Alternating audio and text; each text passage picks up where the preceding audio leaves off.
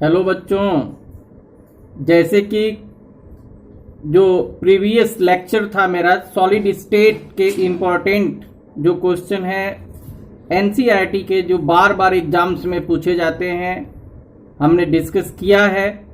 और इसी सीरीज में सॉल्यूशन चैप्टर के जो इम्पोर्टेंट क्वेश्चन जो एनसीईआरटी के बार बार पूछे गए हैं वो डिस्कस कर रहे हैं।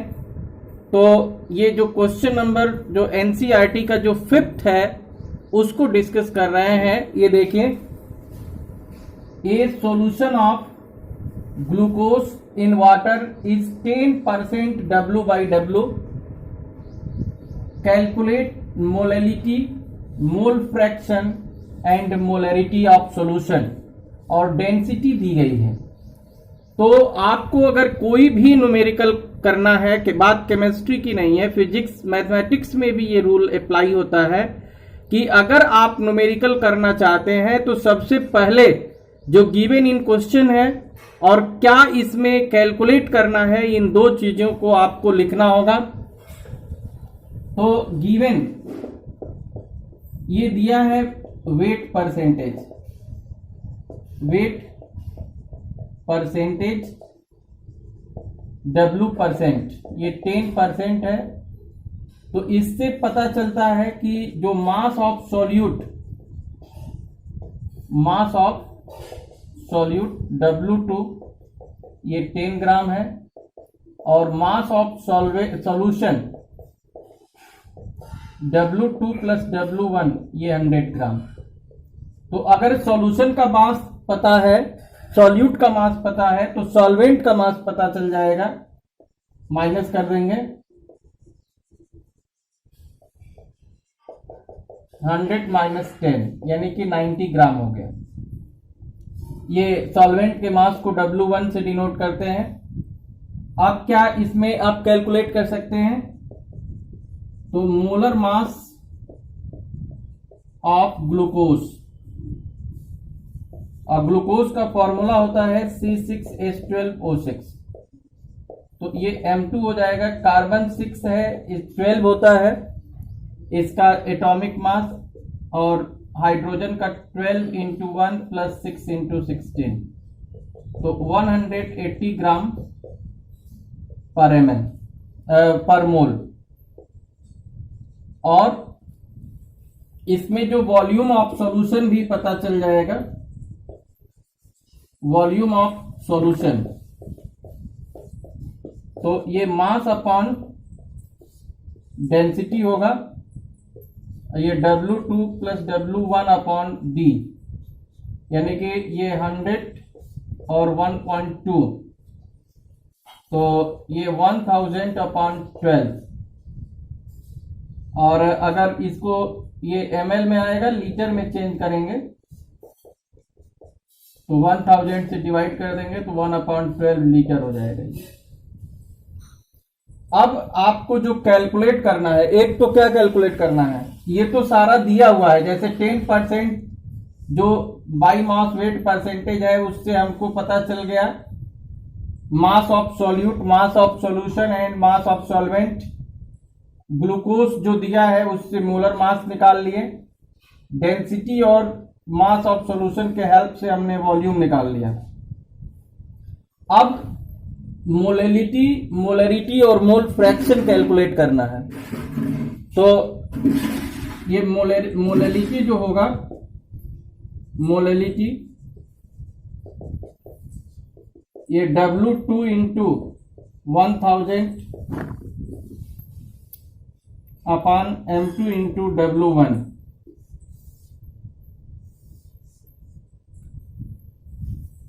तो ये फॉर्मूला अप्लाई होगा। और इसमें अगर आप वैल्यू पुट कर देंगे तो मोलैलिटी फाइंड हो जाएगी। तो अब W2 की वैल्यू कितने दी गई है, ये 10 ग्राम दिया हुआ है, और M2 180 है और ये 90 है। तो 10 से 10 कैंसिल होगा, और ये आपका आ जाएगा 100 और 100 अपॉन ये 162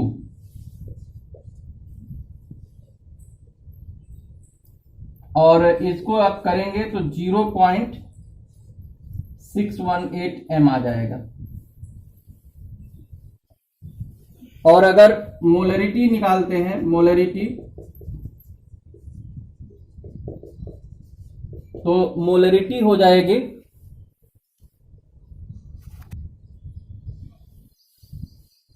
ये W2/m2 इंटू V। अब W2 की वैल्यू कितनी दी गई है? W2 दिया हुआ है ये 10, M2 180, ये 1/12 यानी कि ऊपर चला जाएगा ये, तो 12/18 आ जाएगा और 0.67 m होगा अगर डिवाइड कर देंगे तो इस तरह से आप देख रहे हैं कि इस न्यूमेरिकल में क्या दिया है, तो मास परसेंटेज दिया है 10%, और 10% का मतलब होता है कि 100 ग्राम सॉल्यूशन में 10 ग्राम सॉल्यूट प्रेजेंट है। तो अगर सॉल्यूट 10 ग्राम है तो 90 ग्राम सॉल्वेंट हो जाएगा, और मास ऑफ जो सॉल्यूशन है, डेंसिटी है, इसके हेल्प से हम वॉल्यूम निकाल लेंगे, अब फिर मोलैलिटी और मोलरिटी दोनों निकल जाएगा। अब आइए देखते हैं कि मोल फ्रैक्शन कैसे कैलकुलेट करेंगे। तो इसमें जैसे अब ये दिया हुआ है, मोल फ्रैक्शन कैलकुलेट हमको करना है, तो number of moles of solute ये W2/m2 होगा, और W2 की वैल्यू 10 है, और ये आपका हो जाएगा 1/18। ऐसे ही mole fraction, number of moles of solvent निकालेंगे, तो W1/m1, तो W1 की वैल्यू ये कितनी है 90, और वाटर का जो ये मॉलिक्यूलर मास हो जाएगा ये 18 होगा, 18 ग्राम पर मोल, तो 18 से डिवाइड कर देंगे तो ये 5 आ जाएगा। अब मोल फ्रैक्शन ऑफ सॉल्यूट, इसको हम x2 से डिनोट करते हैं, ये होगा N2/N1 प्लस N2, और ये जो होगा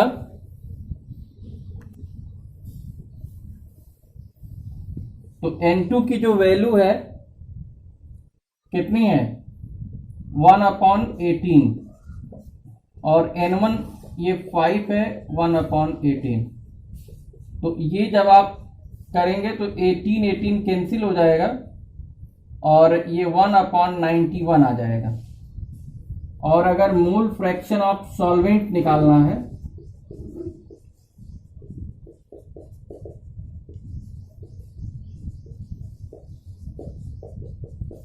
तो 1 माइनस x2 कर देंगे, तो 1 माइनस 1/91 यानी कि 90/91 आ जाएगा।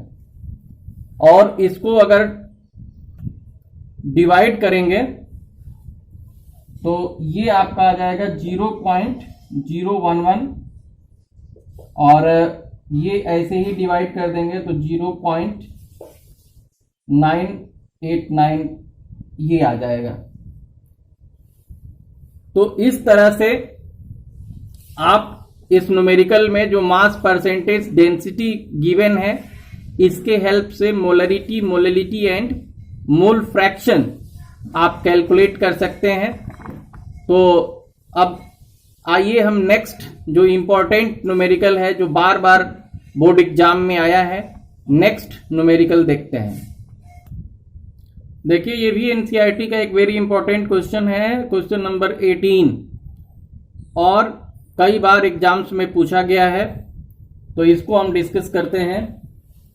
Calculate the mass of non volatile solute, और मॉलिक्यूलर मास 40 ग्राम पर मोल दिया है, which should be dissolved in 140 gram octane to reduce its vapour pressure 80%। तो जैसे कि आपको बताए थे, मान लीजिए ये आपका सॉल्वेंट है, सॉल्वेंट, और सॉल्वेंट क्या है तो C7H16 ये ऑक्टेन है। अब इसको आप हीट कर रहे हैं और इसका जो वेपर प्रेशर है आप कुछ भी मान सकते हैं, एक्स लेट कर लीजिए, 100 कर लीजिए। तो जब इसमें सॉल्यूट ऐड किया जा रहा है नॉन वोलेटाइल, तो ये जो सॉल्यूशन है, सॉल्यूशन इसका जो वेपर प्रेशर जो पीएस है वो x का 80% रह जा रहा है, माने 80x/100। तो इसमें आपको बताना है, जैसे राउल्ट्स लॉ लगेगा। राउल्ट्स लॉ क्या है कि when a non volatile and non electrolyte solid solute is added into liquid solvent, then the relative lowering vapour pressure is equal to mole fraction of solute या directly proportional to mole fraction of solute. तो देखिए जैसे lowering vapour pressure क्या हो जाएगा, P naught minus P S, ये होगा x minus 80x/100। और अगर रिलेटिव लोअरिंग निकालेंगे तो अपॉन पी नॉट कर दीजिए, तो ये x हो जाएगा, यानी कि ये आ जाएगा 20, यानी 0.20 हो जाएगा, जो मोल फ्रैक्शन के इक्वल है। और मोल फ्रैक्शन ऑफ सॉल्यूट, देखिए राउल्ट्स लॉ यही है, ये मोल फ्रैक्शन ऑफ सॉल्यूट यहां लिख दीजिए।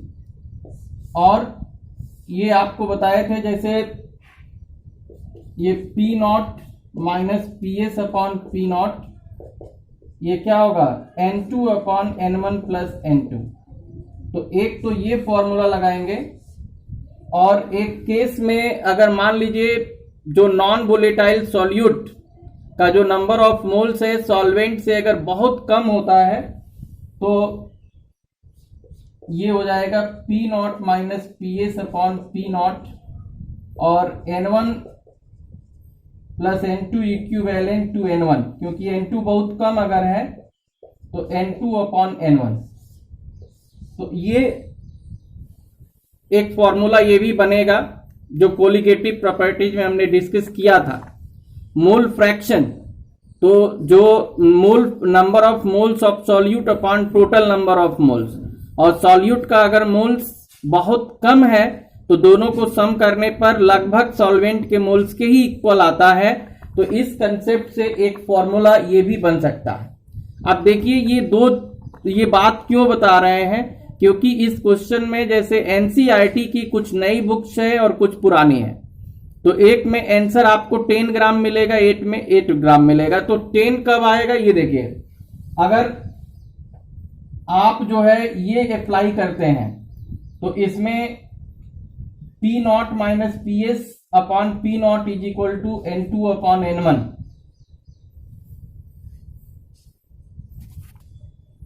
तो according to Raoult's law, the relative lowering vapour pressure P naught minus P S upon P naught is equal to mole fraction of solute. तो एक तो ये फॉर्मूला बनेगा, और दूसरा P naught minus P S upon P naught N2/N1। अब यहां पे क्या हुआ है कि ये जो N1 प्लस N2 है इसको इक्विवेलेंट टू N1 लेट कर लिया गया। किस केस में, जब N2 N1 से बहुत कम है। तो अगर वैल्यू पुट करेंगे तो P नॉट आपने X लेट किया है, ये 80x/100 होगा,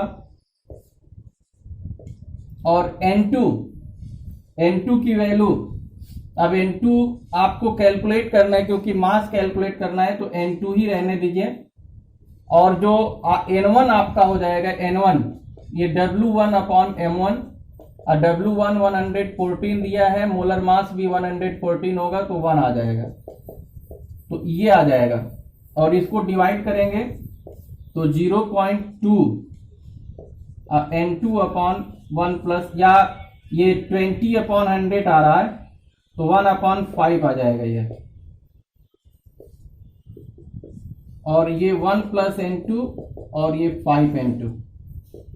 तो N2 इज इक्वल टू ये 1/4 आ जाएगा, इधर लेके जाएंगे, ये माइनस करेंगे, और W2 is equal to N2 into M2। तो N2 दिया है 1/4, M2 40, ये 10 ग्राम आ गया।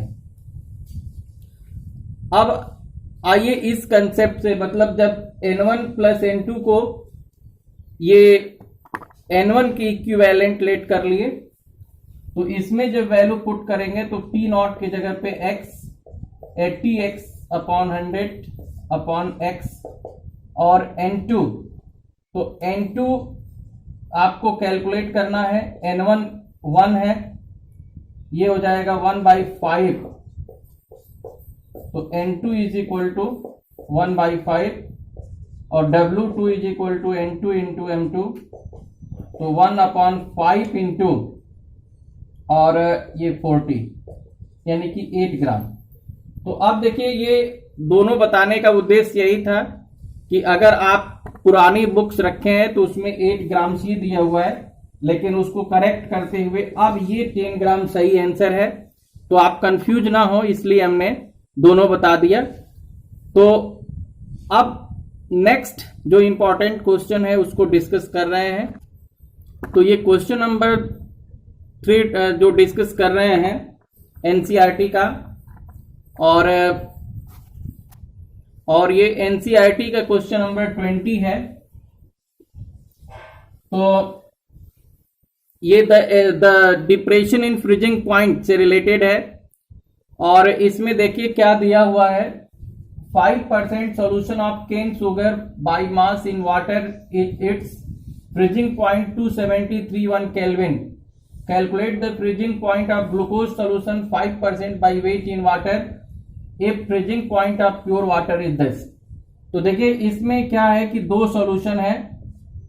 एक सॉल्यूशन ये एक्वस सॉल्यूशन ऑफ शुगर है, चीनी, एक्वस सॉल्यूशन ऑफ शुगर, और दूसरा जो है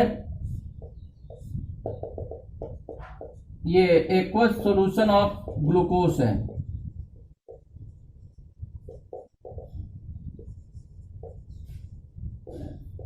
अब दोनों 5% है, 5% ये भी है, 5% ये भी है, W/W ये मास परसेंटेज है। तो दोनों का क्या दिया हुआ है, अब W2 जो मास ऑफ सॉल्यूट है ये 5 ग्राम होगा, और जो मास ऑफ सॉल्यूशन है 100 ग्राम होगा। तो मास ऑफ जो सॉल्वेंट हो जाएगा 100 माइनस 5 यानी कि 95 ग्राम होगा। उसी तरह से इसका जो मास ऑफ सॉल्यूट W2 है ये 5 ग्राम होगा, मास ऑफ सॉल्यूशन 100 ग्राम होगा, तो मास ऑफ सॉल्वेंट W1 जो होगा ये 100 माइनस 5 95 ग्राम हो जाएगा। अब इसका जो मोलर मास होता है ये शुगर का, ये C12H22O11, तो इसका निकालेंगे तो ये आ जाएगा 342 ग्राम पर मोल, क्योंकि कार्बन का जो एटॉमिक मास है 12 होता है, हाइड्रोजन का ये 1 होता है, ऑक्सीजन का 16 होता है, और सभी एटम के एटॉमिक मास को सम कर देंगे तो 342 आ जाएगा। अब ग्लूकोज का ये C6H12O6 होता है, तो इसका जो M2 है 180 ग्राम पर मोल आएगा। अब फॉर्मूला क्या है कि delta TF is equal to KF into molality, माने W2 into 1000 upon M2 into W1, और इसका भी delta TF is equal to KF into W2 into 1000 upon M2 into W1।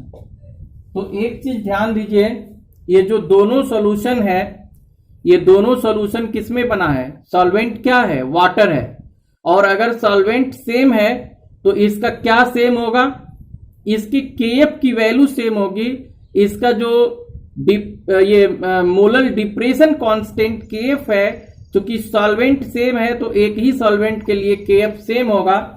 तो ये एम्प्लाइज दैट ये हो जाएगा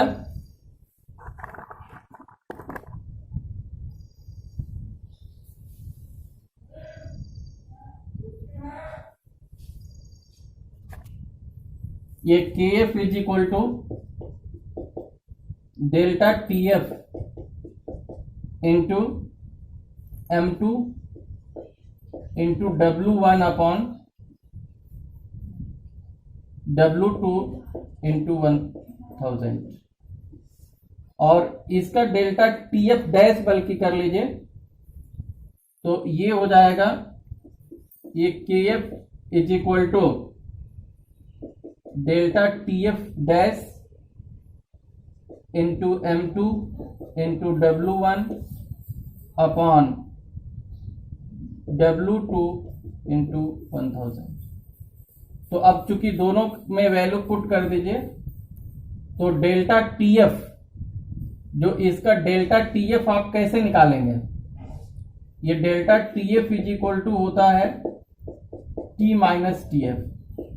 तो 273.15 है वाटर का और 271 इसका है, तो 2.15 केल्विन हो जाएगा। और उसी तरह से